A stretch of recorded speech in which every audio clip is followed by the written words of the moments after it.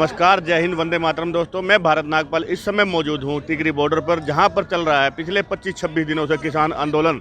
और व्यापक स्तर पर, जहां विश्व स्तर पर इस आंदोलन की चर्चा हो रही है, वहां पर सेवा भाव से उमड़े लोग, और जो कि हमारे हरियाणा के जो कहते थे कि पहले पंजाब का आंदोलन है, पंजाब की आम आदमी पार्टी है, पंजाब के कांग्रेसी हैं, अलगाववादी हैं, आतंकवादी इनको बताया गया। आज पूरे विश्व स्तर पर चर्चा है और हर स्टेट से जो भी किसान हैं वो जुड़े हुए हैं। हमारे हरियाणा के भाई जितना कोऑपरेट कर रहे हैं, तो उसी कड़ी में NSUI जो कि कांग्रेस के छात्र संगठन है, पहले दिन से ही यह भंडारा, ये भोजन की व्यवस्था इन्होंने बनाई है। और आज उसी कड़ी में हमारे साथ मौजूद हैं हरियाणा के स्टेट प्रेसिडेंट भाई दिव्यांशु बुद्धिराजा, जो कि हैं स्टेट प्रेसिडेंट हैं NSUI के, और आज देख रेख के लिए आए हैं यहाँ पर कि भादुगढ़ में कैसी सेवा चल रही है। जो उनके छात्र संगठन इकाई है, उसके जो सदस्य हैं, स्टेट सेक्रेटरी हैं जो भादुगढ़ से हैं, वो सभी इस आंदोलन को संभाल रहे हैं और इस कार्य को संभाल रहे हैं। आइए बातचीत करते हैं। तो एक बार अपना परिचय हमारे चैनल को दे दें।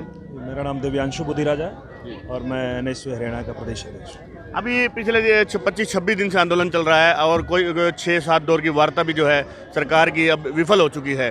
तो किसान आंदोलन इतना लंबा चल रहा है, आज व्यापक स्तर पर पूरे वर्ल्ड पर इसकी चर्चा है। तो आपको क्या लगता है कि आंदोलन अभी कुछ दिन और चलेगा, या इसका क्या निष्कर्ष लेने पर सरकार अभी देरी कर रही है? देखिए जी, बिल्कुल सही आपकी बात। 1 महीना होने को आया है और पिछली जितनी भी मोदी सरकार के साथ किसान यूनियंस की वार्ता रही हैं वो सभी विफल रही हैं। और अभी आगे हमें भी कोई आसार, मोदी सरकार ने जो नरेंद्र मोदी जी के मन की बात जो 2 दिन पहले उनका आया था, तो उनके एटीट्यूड से हमें लग नहीं रहा कि वो इन तीनों काले कानूनों को लेकर जो है वो किसानों के प्रति कोई संवेदनशील है। और हमारा जो ये लंगर, आज आप जिस टेंट में खड़े हैं, तो हमने एक इस बड़े यज्ञ में एक बड़ी छोटी सी आहुति, जो हम छात्र शक्ति और किसान शक्ति का जो हमने नारा दिया, तो हमारी बहादुरगढ़ की टीम, हमारे सिकंदर, हमारे मनीष, हमारे राष्ट्रीय अध्यक्ष भाई नीरज कुंदन जी के, व राज्यसभा सांसद चौधरी दीपेंद्र सिंह हुड्डा जी के निर्देश पे हमने यहाँ पर एक छोटा सा अपनी तरफ से योगदान देने की कोशिश करी है। और हमारा जो ये लंगर सेवा चल रही है, तो हम किसानों के साथ खड़े हैं। जब तक किसान, चाहे वो हरियाणा का किसान हो, चाहे वो पंजाब का किसान हो, चाहे वो किसी भी स्टेट का किसान हो, जब तक ये किसान टिकरी बॉर्डर पर, सिंधु बॉर्डर पर अलग अलग जगह डटे हुए हैं, छात्र शक्ति उनके साथ खड़ी रहेगी और इसी तरीके से लंगर सेवा चलती रहेगी। किसान जो आंदोलन है, इसमें लगातार हम देख रहे हैं कि एक राष्ट्रीय स्तर के जो चैनल है, मीडिया, उसका भी बायकॉट किया हुआ और राजनीतिक पार्टियों के साथ भी अपना मन साझा नहीं कर रहे हैं। तो ये एक सेवा के तौर पे ही देखा जाए कि एक सेवा, जब तक ये आंदोलन चलेगा आप लगे रहेंगे?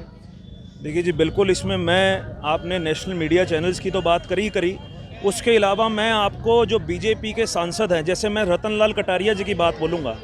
2 दिन पहले जहां सरकार के नुमाइंदों को संवेदनशील होना चाहिए, किसानों से बात करनी चाहिए, किसानों के बीच में आकर बैठना चाहिए, ये कभी उन्हें पागल जोटे से कंपेयर कर देते हैं, कभी उन्हें आतंकवादी बोल देते हैं, कभी उन्हें माओवादी बोल देते हैं।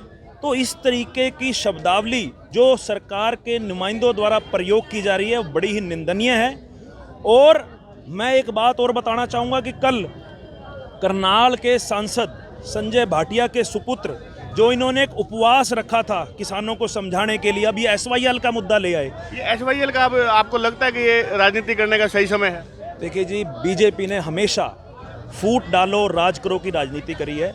अब इन्हें जब लगता है कि छोटे और बड़ा भाई हरियाणा और पंजाब जब एक मंच पर आकर इकट्ठे हो गए हैं, तो ये SYL का मुद्दा लाकर इन दोनों को बांटना चाहते हैं। पर लोग इनकी राजनीति भली भांति समझते हैं, जिसका हमने एग्जाम्पल भी कल देखा, जब संजय भाटिया के सुपुत्र को किसानों ने घेर लिया और बकायदा रोड के बीच में उसको गाड़ी से उतार के उनसे माफ़ी मांगनी पड़ी, और उसके बाद किसानों ने उनको रास्ता दिया। तो यही सरकार की संवेदनहीनता तो यहीं दिखाई देती है कि जहाँ अंबानी के घर में बच्चा पैदा होता है, वहाँ बधाई देने पहुँचते हैं, और दिल्ली के बॉर्डर पर ये किसान बैठे हैं, और दिल्ली में रहने वाला हमारा प्रधानमंत्री एक 2 टूक भी बात, एक मन की बात इनके साथ नहीं करते। आपकी बात बिल्कुल ठीक है।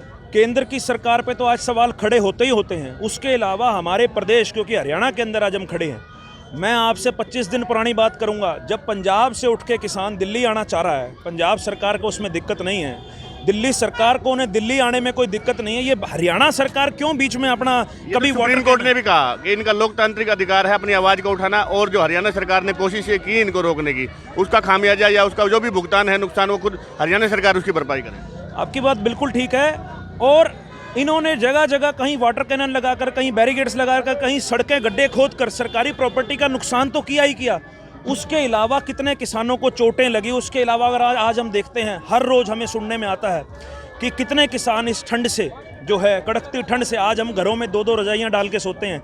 आप सोच के देखिए रात को जब कोहरा पड़ता होगा तो ये किसान कैसे अपने आप का यहाँ ये गुजारा दुर्भाग्यपूर्ण है, 7 से 8 किसान तो यहीं टिकरी बॉर्डर पर ही शहीद हुए हैं। बिल्कुल ठीक बात है। आज मैं सवाल खड़ा करूंगा दुष्यंत चौटाला पे। जननायक जनता पार्टी आज चुप बैठी है, इनका कोई नुमाइंदा पब्लिक में आकर, मीडिया में आकर कोई बयान नहीं दे रहा। दुष्यंत चौटाला खान मार्केट में दिल्ली में घूम रहा है कॉफ़ी पीता हुआ। तो दुष्यंत चौटाला जब हरियाणा का किसान बॉर्डर पे, दिल्ली बॉर्डर पे अपने हकों की लड़ाई लड़ रहा है, तो इतिहास याद रखेगा कि दुष्यंत चौटाला खान मार्केट में चाय पी रहा था। और मैं एक बात जेजेपी के लिए और कहूँगा, जेजेपी के जो 10 विधायक हैं, वो 10 के 10 विधायक रूरल एरिया से आते हैं, ग्रामीण क्षेत्र से आते हैं। आज जेजेपी पे सवाल इसलिए खड़े होते हैं क्योंकि दुष्यंत चौटाला ने आने से पहले देवीलाल का खून बताकर किसानों से वोट ली। पहले तो किसानों को ठगी करने का ये काम किया कि भारतीय जनता पार्टी के खिलाफ जिन्होंने वोट डाली थी, ये जाकर भारतीय जनता पार्टी की गोदी में बैठ गए।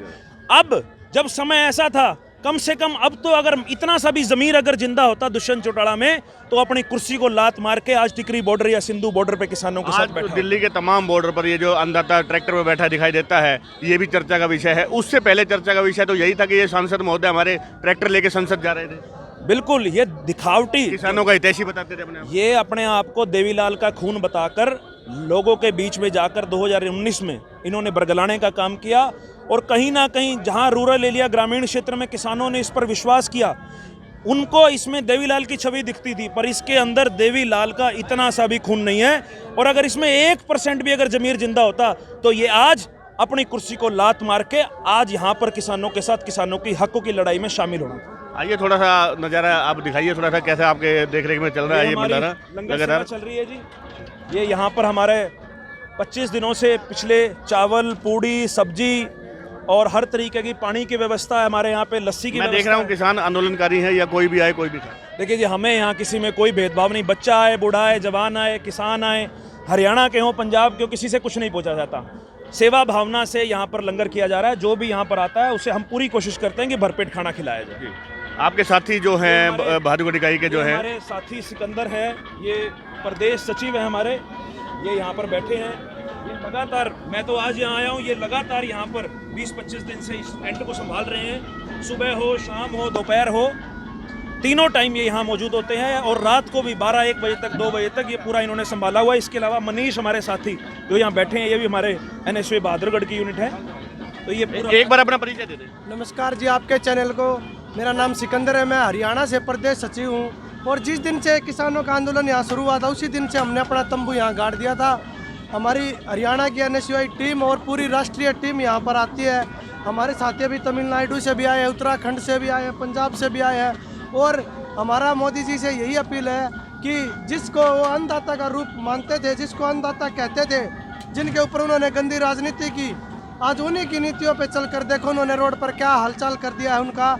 वो मजबूर होकर यहाँ पर ठंड में ठिठुरते हुए कई साथी हमारे किसान जान भी दे चुके हैं। और हमारा उनको यही संदेश है कि मोदी जी हमें आगे बढ़ने के लिए मजबूर ना करें। हम हमारे पूरे साथियों के साथ, किसान भाइयों के साथ यहाँ शांतिपूर्ण धरने पे बैठे हैं। अगर जल्द से जल्द उन्होंने हमारी मांग पूरी नहीं की, तो हम अब की बार 26 जनवरी को लाल किले पर झंडा लहराने का काम किसान पुत्र और सारे किसान करेंगे। बहुत बढ़िया बात। छोटी सी बात मनीष जी से करते हैं। मनीष भाई, ये जो सेवा चल रही है, इसमें कुछ लोग तो बहुत धन्यवाद दे रहे हैं मोदी को, कह रहे हैं कि हरियाणा पंजाब का भाईचारा तो देखने को मिला। नमस्कार, पहले तो मैं आपको नए चैनल बनाने पर शुभकामनाएं देता हूं। वॉइस ऑफ बहादुरगढ़, आपने बहुत अच्छी एक मुहिम छेड़ी है जो बहादुरगढ़ को आगे लेके जाएगी। मैं अपना परिचय दे देता हूं। मेरा नाम मनीष परनाड़ा है। मैं NSY का राष्ट्रीय संयोजक हूं। मैं आपके चैनल के माध्यम से मोदी जी से एक बात कहना चाहता हूं। मोदी जी, पहले तो आपने हमें पकोड़े तलना सिखाया, अब हमें खाना बनाना सिखाया। आगे आगे पता नहीं हमारे लिए आप क्या सिखाओगे। हमारी बेरोजगारी, इतनी पढ़ा लिखा युवा आज पूरी तल्ला है। देख लो, हमारे किसान इतने दुखी, 20 किसान तो शहीद हो चुके हैं, पर मोदी जी को कोई चिंता ही नहीं है। वो पाकिस्तान के प्रधानमंत्री की माता जी मरती है, उनको तो दुख जता देते हैं, लेकिन हमारे किसान मरते हैं, उनके ऊपर उन्हें एक शब्द भी नहीं कहा। उनकी शर्म बिल्कुल ही जा चुकी है। वो हमारे देश के प्रधानमंत्री कहने लायक नहीं है। अब आने वाली 26 जनवरी को आप देखना, 26 जनवरी को परेड, ट्रैक्टरों की परेड होगी वहाँ पे, ना कि किसी और तामझाम की परेड होगी। हमारा किसान वहाँ पे आपकी बारी 26 जनवरी पर झंडा लहराएगा। मैं आपके चैनल को फिर से पुनः बधाई देता हूँ, धन्यवाद। 26 जनवरी को ट्रैक्टरों की रैली निकलेगी और कह रहे हैं किसान पुत्र जो होगा वही जाकर के तिरंगा वहाँ पर फहराएगा। और अभी जो सोशल मीडिया पे और पूरे राष्ट्रीय चैनलों पे चर्चित है, अभी जो सिख बैठे हैं हमारे, ये सिख इतने आक्रोश में है और सिखों को भरमा के राजनीति करने वाली भाजपा, वो शीशगंज गुरुद्वारे में दिखाए गए, हमारे प्रधान माननीय मोदी जी जो है वहाँ पे दिखाई दिए हैं तो गुरुद्वारे के अंदर, ये क्या राजनीति है? देखिए जी, सिखों के 9वें गुरु तेग बहादुर जी, आज उनका बलिदान दिवस है। सबसे पहले मैं आपके चैनल के माध्यम से उन्हें श्रद्धांजलि अर्पित करता हूँ। आज सुबह सुबह नरेंद्र मोदी जी बिना किसी सिक्योरिटी के अरेंजमेंट के वहाँ पहुँच गए और वहाँ माथा टेका। मैं नरेंद्र मोदी जी को आज बात कहना चाहूँगा कि गुरु तेग बहादुर जी ने अपना धर्म परिवर्तन ना करवाकर औरंगजेब से शीश कटवाना उचित समझा था। अगर आप सच में उन्हें श्रद्धांजलि अर्पित करना चाहते हो तो ये 3 काले कानून वापस लो, अन्यथा ये पंजाब के और हरियाणा के जो लोग हैं ये गुरु तेग बहादुर जी के बच्चे हैं। अगर ज़रूरत पड़ी, अगर आपने ये काले कानून वापस ना लिए तो हमें अपना शीश कटाना उचित समझेंगे, पर इन काले कानूनों को हम जो है एक्सेप्ट नहीं करेंगे, इनको लागू नहीं होने देंगे। ये थी युवा ललकार जो कह रही है सरकार को कि अगर 26 जनवरी तक भी आप निर्णय पे नहीं पहुंचते, ये आंदोलन यूं ही डटा रहेगा। और इस बार के जो ट्रैक्टरों की रैली होगी वो सीधा राजपथ पर होगी और इस बार तिरंगा फहराने का काम जो है ये किसान आंदोलनकारी करेंगे। वॉइस ऑफ भादुगढ़ के लिए मैं भारत नागपाल फिर से बना रहूँगा आपके साथ, और तब तक जुड़े रहिए क्योंकि आप बनेंगे हमारे, आप देंगे हमारा साथ, बनेंगे आपकी आवाज़, क्योंकि हमारा चैनल ये वॉइस ऑफ भादुगढ़ की आवाज़।